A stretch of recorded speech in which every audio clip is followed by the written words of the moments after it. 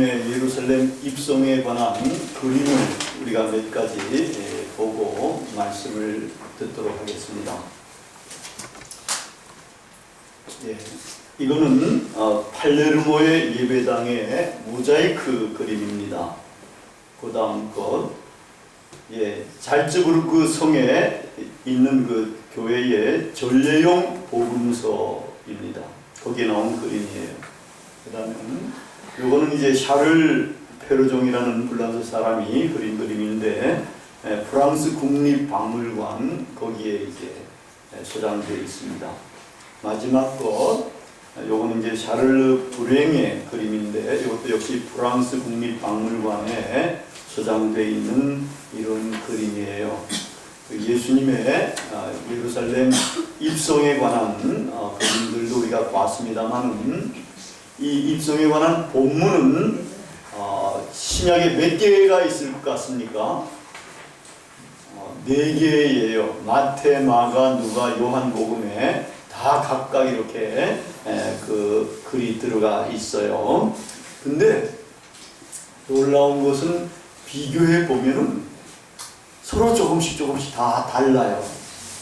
그래서 정말 역사적인 사건이 뭔가 이런 걸 알려고 그러면 굉장한 연구가 좀 필요하고, 그래서 이제 성경 텍스트가 이렇게 다른 이유는 이게 역사적인 사실에다가 각 저자가 나름대로의 신학을 거기에 덧붙여 가지고 기록을 한 거기 때문에 이렇게 조금씩 다르게 이렇게 되어 있습니다.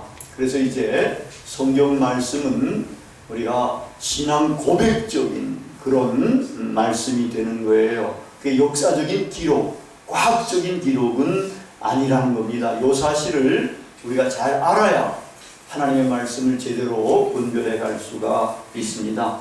근데 이렇게 이제 이 예수님의 예루살렘 입성에 관한 텍스트들을 보통 언제 설교를 하는가 하면은 부활절 전주의 종려주일에 주로 설교를 합니다. 종려주일이라는 이제 예수님이 예루살렘에 입성할 때에 사람들이 종려나무 가지 들고서 환영했다 해서 종려주일이라 그러고, 마가복음 보면은 그 종려주일날 예루살렘에 입성해가지고 예수님이 그 주간에 처형을 당하시고 다음 주일날 이제 부활하시게 되는 이런 것으로 이렇게 쭉 묘사를 하고 있기 때문에 그래요. 근데 이 누가복음의 텍스트를 보면은 놀랍게도 아주 독특한 부분들이 있는데, 이거는 종려주일보다는 오히려 이 강림절에, 대림절에 이것을 설교하는 것이 오히려 더 나은 본문으로 되어 있습니다. 그래서 오늘은 이 누가복음에 나오는 예수님의 예루살렘 입성에 관한 이 기사를 가지고 이제 묵상하면서 은혜를 나누고자 합니다. 예수님이 예루살렘에 입성할 때에 우리가 이제 대강은 이렇게 이제 전개되는 것으로 알고 있습니다. 그 예수님께서 이제 마을로 내려가라 말이야. 가면은 거기에 나귀가 묶여 있는 것이 있을 것이다. 나귀 새끼가 그걸 풀러 가지고 올라 그럴 때 누가 왜 그러냐 그러면은 주가 쓰시겠다 하라. 이러면 보내줄 거다.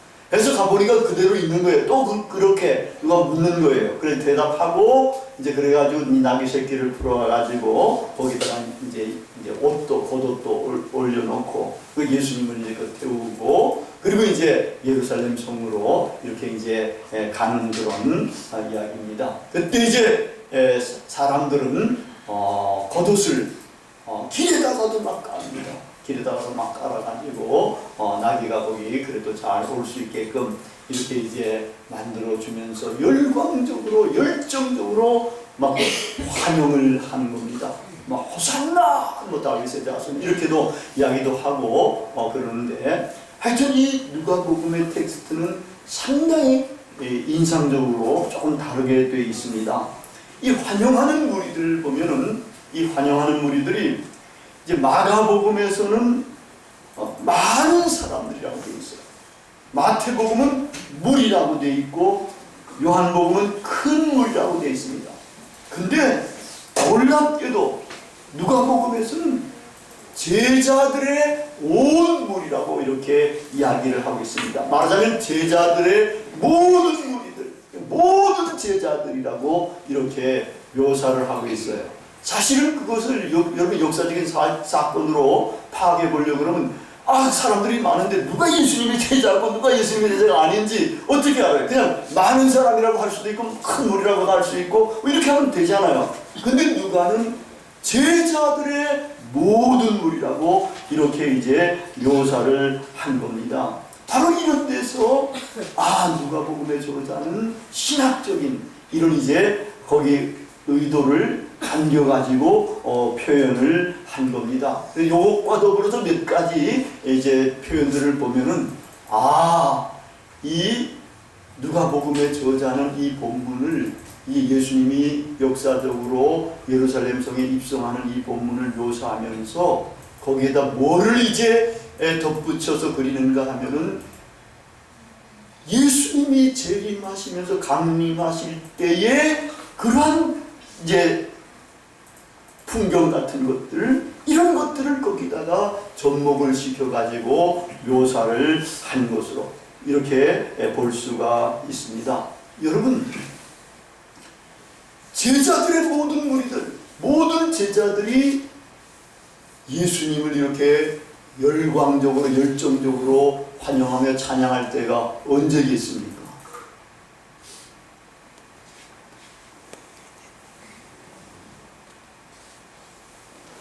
예수님이 재림하실 때 혹은 하나님의 나라에서 모든 우리들이 예수님을 찬양하며 환영하며 열정적으로 그렇게 영접을 하게 그렇게 되는 겁니다.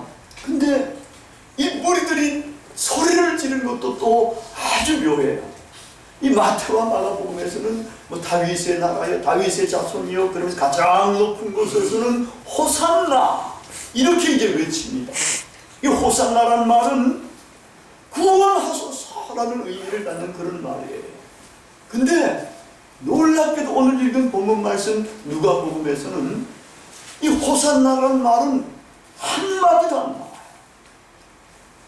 놀랍죠? 우리는 그런 줄 전혀 몰랐는데 누가복음에서는 호산나라는 말이 나오질 않습니다. 대신에 하늘에서는 평화요 가장 높은 곳에서는 영광이로다 라고 이렇게 외치는 겁니다.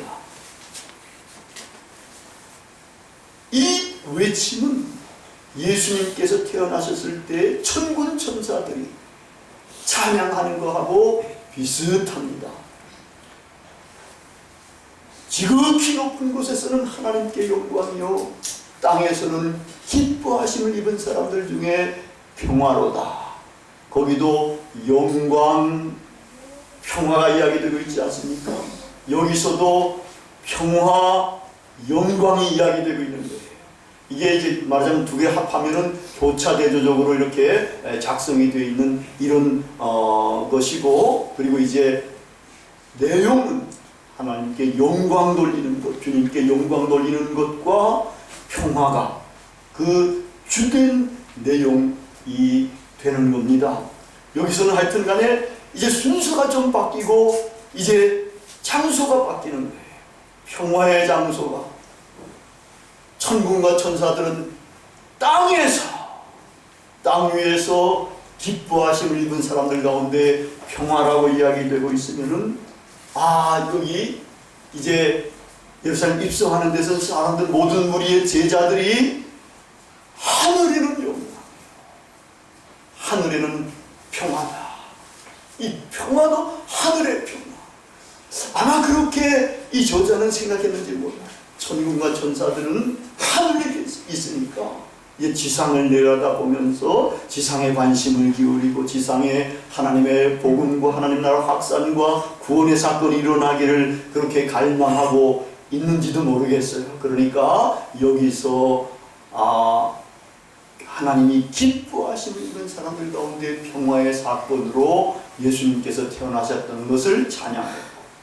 이제 우리 제자들은 우리의 시선을 어디에 두고 있는가 하면 하늘에다 두고, 그래서 하나님께 영광이고 하늘에는 평화가 이루어지는 것으로 이렇게 이제 보고 있는 것 같기도 해요. 그러면서 사실은 누가 평화고 누가 영광인가 할 때는 예수님이라는 거예요. 예수님이 태어나시면 평화의 사건이고 영광의 사건이 되는 셈이에요. 예수님이 계시는 곳에 평화가 이루어지는 것이고 영광 나타나게 되는 겁니다. 그래서 이제 이 예수님은 태어나셔가지고 이 평화가 이루어지는 것, 하나님이 기뻐하시는 성물 가운데 평화가 이루어지는 분으로 이제 나타나셔서 평화가 실현이 돼가고 있는 거죠. 하나님이 기뻐하시는 사람들만 그런 평화를 누리게 됩니다. 하나님이 기뻐하시지 않는 사람들은 평화를 누릴 수가 없어요. 하나님이 기뻐하시는 사람이 될 때에 비로소 주님이 주시는 평화가, 이거는 뭐 아우구스투스의 로마 평화보다도 더 탁월한 이런 평화가 우리에게 주어집니다. 근데 이 예수님이 어떻게 되시는가 하면은 이제 세상에서 복음을 전하시면서 내가 평화를 주러 온 줄로 생각하지 말라, 이제 칼을 주려고 왔다 하는 이런 말씀도 하셔요. 그것도 누가복음에서만 그 말씀이 나온단 말이에요. 그 보면은 예수님이 이제 사역하시는데 이 사역이 전파돼 갈 때마다 긴장과 갈등들도 일어날 수 있는, 왜냐하면은 여기는 이제 사탄이 지배하는 이런 세상에 하나님이 지배하는 그런 나라를 세우시게 되는 거니까 이게 들어오게 되면 서로 이제 갈등이 일어나게 되는 셈이지요. 주님이 마음속에 주로 영접하지 않은 사람들과 주님으로 영접한 사람들을 만나면 이게 평화가 잘 안 이루어지게 돼 있어요. 거기는 이 둘이가 같이 있을 때에 비로소 평화가 이루어지게 되는 셈입니다. 그리고 예수님은 어떻게 되시는가 하면은 여기서 이제 고난을 받으시고 십자가에 달려 죽으시고 이럴 때 평화가 이루어지겠습니까? 그 사건을 통해서 앞으로 이루어지는 것이지. 그리고 이 예수님은 부활 승천하셨, 지금 하늘나라에 계시는데 거기서는 이제 하나님 나라에서는 평화와 영광이 찬란한 그런 나라에 계시다가 이제 그분이 이제 재림하시게 될 때에는 구원받은 사람들, 제자들의 모든 무리가 이 구원을 찬양하면서 기뻐하면서 환영하게, 이때 이제 하늘에는 영광이고 하나님께는 영광이고 하늘에는 평화가 이루어지는 거다. 이때는 이제 완전한 평화가 하늘과 땅 아울러서 전체가 이루어질 수 있게 되는 그러한 사건으로 이렇게 이제 제자들은 노래를 하고 있는 겁니다. 이 사도 바울도 예수님이 강림하시고 재림하실 그때 이제 그리스도 안에서 죽은 자들이 먼저 부활해서 들려 올라간다 그러지 않습니까? 그리고 그때 살아남아 있던 우리도 이제 변화돼 가지고 들려 올라가서 예수님을 영접을 하게 된다는 거예요. 그때 구원받은 모든 제자의 무리가 주님을 찬양하며 주님을 영접하고 환영하게 될 때 얼마나 대단하게 그렇게 영접하고 환영하고 찬양을 하게 될 겁니까? 바로 이 누가복음의 저자 이런 것을 여기다가 이제 묘사를 하면서 제자들의 온 무리가 그렇게 찬양을 한다고 이렇게 이야기를 한 것입니다. 그리고 이때 재림하실 때에 예수님은 어떤 분으로 오시느냐?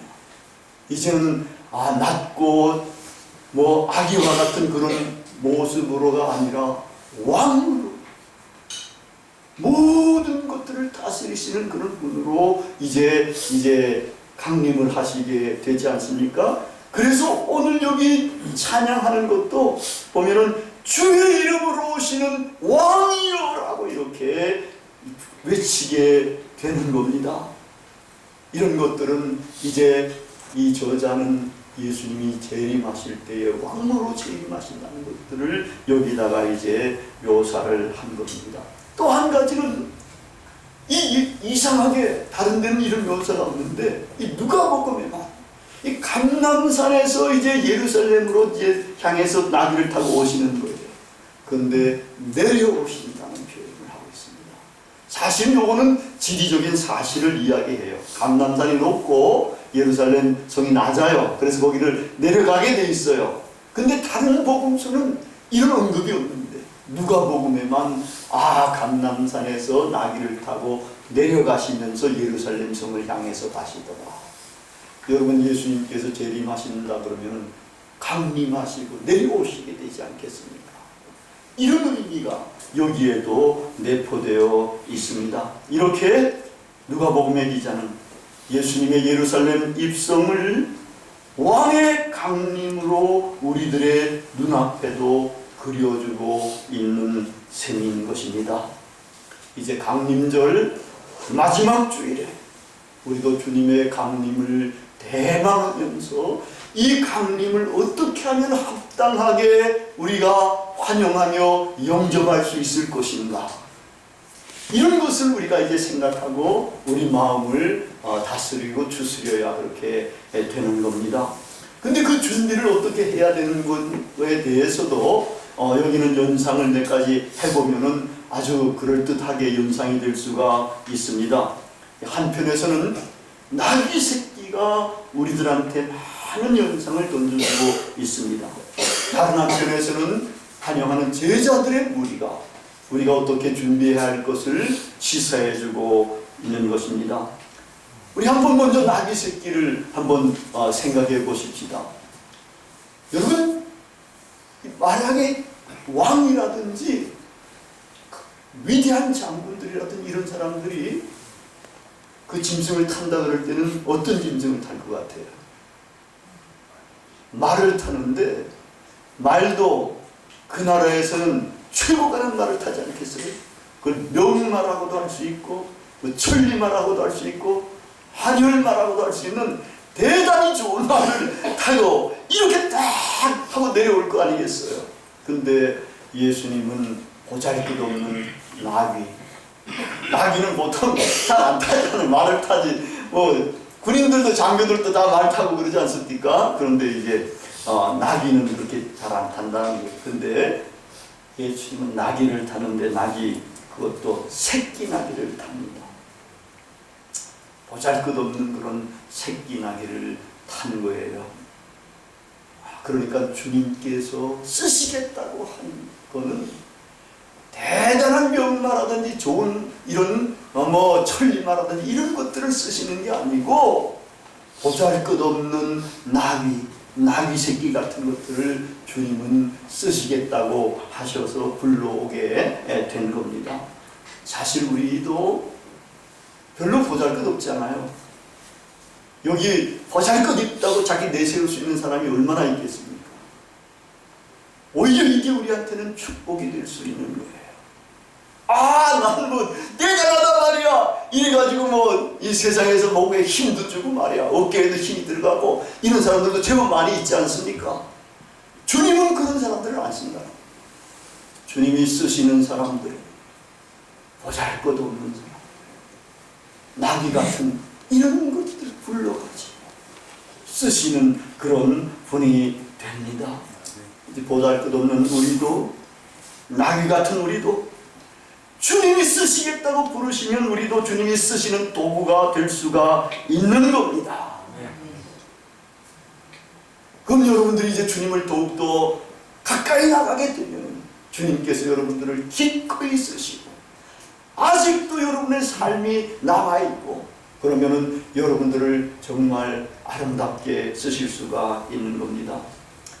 이 나귀 새끼가 예수님을 태운 거는 사람 태운 것 가운데 처음 태운 거 아니겠습니까? 자기의 어깨와 등을 처음으로 주님께 드렸습니다. 여러분, 이거는 이게 고대 고대 제사를 드리고 이럴 때는 사실은 하나님께 드리는 이런 것들은, 신께 드리는 것은 하나도 다른 사람들이 쓰지 않은 것들, 깨끗하고 순전하고 새 것, 이런 것들을 드리게 되는 거죠. 이런 뉘앙스도 여기에 있습니다만은 이 나귀 새끼 측면에서 보면은 자기가 이제 처음으로 자기의 어깨와 등을 주님께 제공해 드리게 되는 셈이지요. 태우지 않았던 거.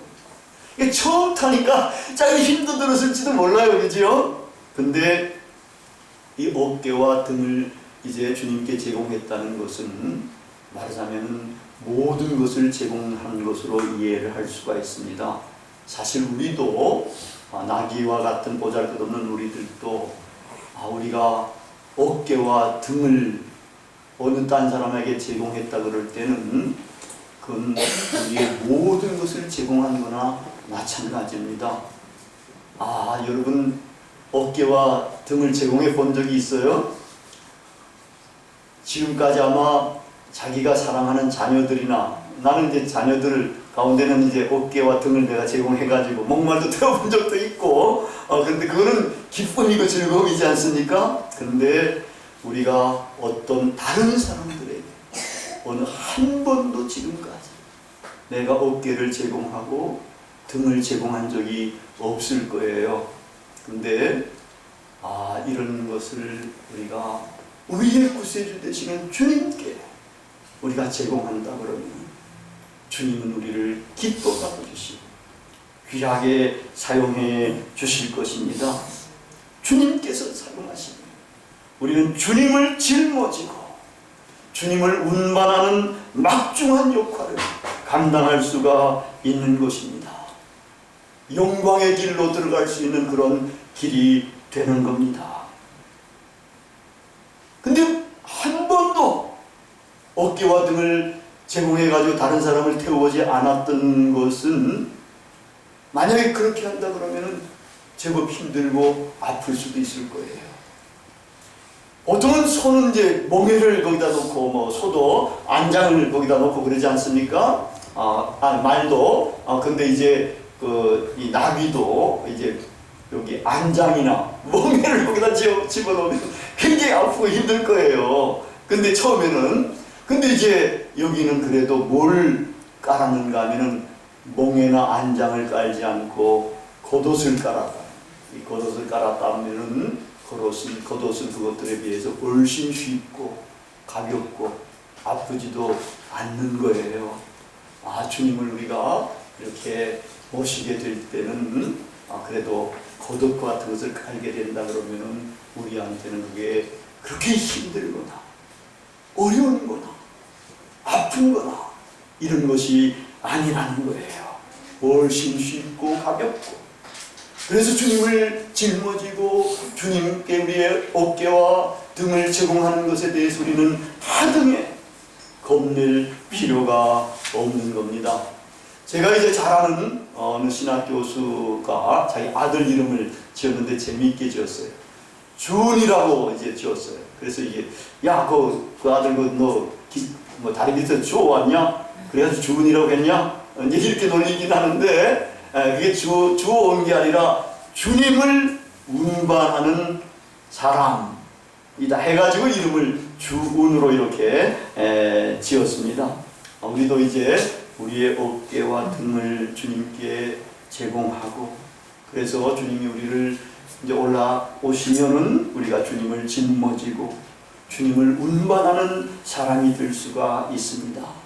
우리가 여기서 그렇게 살아가면은 주님께서 강림하실 때에 우리가 주님과 함께 영광스러운 나라에 환영을 받으면서 입성할 수가 있게 될 겁니다.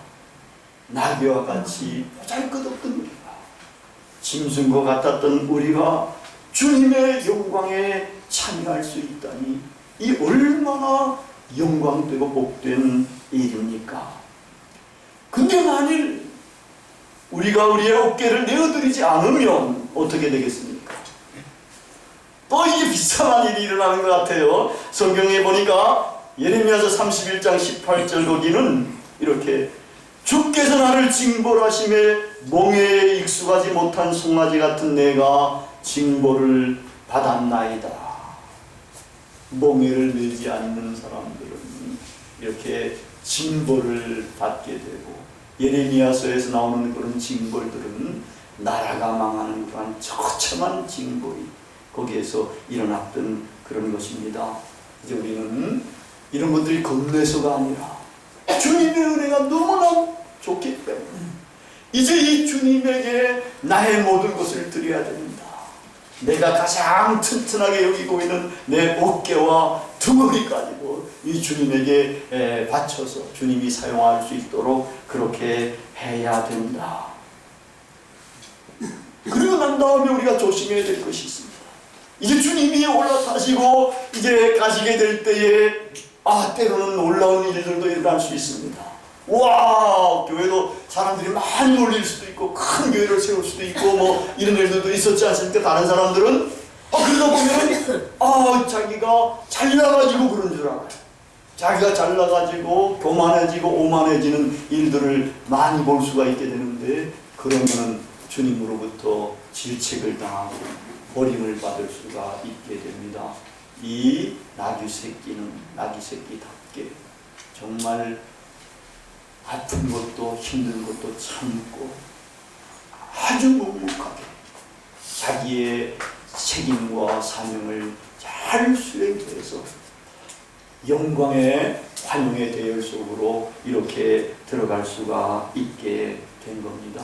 우리도 만약에 주님을 위해 어깨에 태우고 그러면은 이제 주님만이 영광을 받을 수 있도록 우리는 겸손하게 그리고 인내심을 가지고 묵묵하게 주님을 섬기는 그런 삶을 살아가야 됩니다. 제가 옛날에 들은 이야기라서 여기서 그대로 읊어질지는 모르겠습니다. 옛날에 힘센 장수가 하나 있었어요. 자기가 힘이 굉장히 세기 때문에 자기 스스로는 세계에서 자기가 최고로 강한 사람으로, 힘센 사람으로 이렇게 이제 자부심을 가지고 이제 살아갔던 사람이에요. 근데 한 번은 이제 강을 건너는데, 아마 강이 이제 허리 정도 이렇게 오는 그런 강이었던가 봐요. 거기를 이제 건너가려고 그러는데 이제 저쪽에 어떤 아이가 아저씨 저 좀 태워주세요. 저 강을 건너가게 해주세요. 이러는 거예요. 그래? 아이니까 뭐 자기는 힘이 장사니까 문제없다 해가지고 턱 엎고서 이제 건너가는 겁니다. 이제 한 중간쯤 갔는데 이 애가 점점 무거워지는 거예요. 와, 이게 그래서 발을 뛰기 어려울 정도로 무거워지고, 그래가지고 견딜 수 없어가지고, 야, 너 왜 이렇게 무겁냐 말이야. 도대체 네가 누구냐? 이랬더니 나는 세상 죄를 지고 가는 예수다. 그러더니 이제 사라지더라는 거예요. 예수님은 세상 죄를 지고 가는 그런 엄청난 무거운 분이신데, 그래도 온유하게 다른 사람들의 힘을 빌리지도 않고 그렇게 어린 모습으로 이렇게 지내갔는데, 자기는 그 어린 예수를 이 등에 업었다가 아주 시끄러워 하고서는 이렇게 이제 경험을 하고 난 다음에는 다시는 이렇게 오만하지 않고 겸손하게 예수님을 그래도 꾸준히 짊어지고 이렇게 살아가야 되겠다 해가지고, 나중에는 그 양반이 주님을 짊어진 자라는 그러한 별명까지를 들으면서 살 정도로 신앙생활을 그렇게 잘 했다고 하는 이야기가 있습니다. 우리도 이렇게 주님을 짊어진 자들로서 인내로서 겸손하게 주님만을 내세우면서 주님을 섬기고 또 주님을 전달하는 그러한 사명을 감당을 해야 될 것입니다. 다음으로 이제 주님을 열정적으로 환영하는 제자들의 무리들은 예수님을 따르는 제자들입니다. 그리고 이들은 하나님이 기뻐하심을 입은 사람들입니다. 하나님의 기뻐하심을 입고 하나님의 평화를 맛본 사람들에 해당합니다. 그렇기 때문에 평화를 그렇게 소리 높여 외칠 수가 있었던 것입니다. 이 평화가 너무나 소중한 걸 아는 사람들이 외칠 수가 있는데, 모르는 사람들이 보면 어떻게 외칠 수가 있겠어요? 하나님의 이 기뻐하심을 입고 그 평화를 맛본 사람들, 하나님이 자기의 마음속에, 예수님의 마음속에 주님으로 좌정한 사람들은 주님이 주시는 평화와 기쁨을 맛보면서 그것을 소리 높여 외칠 수가 있게 된 겁니다. 이러한 사람들은 주님을 따르는 사람들이 되는 겁니다. 모든 세상의 명리와 세상의 재물과 다른 모든 것들보다 주님을 우선적으로 섬기면서 주님을 따르는 그런 사람들이 됩니다. 하나님의 마음에 들도록 그렇게 내 생각과 마음과 행동을 유지를 해야 된다고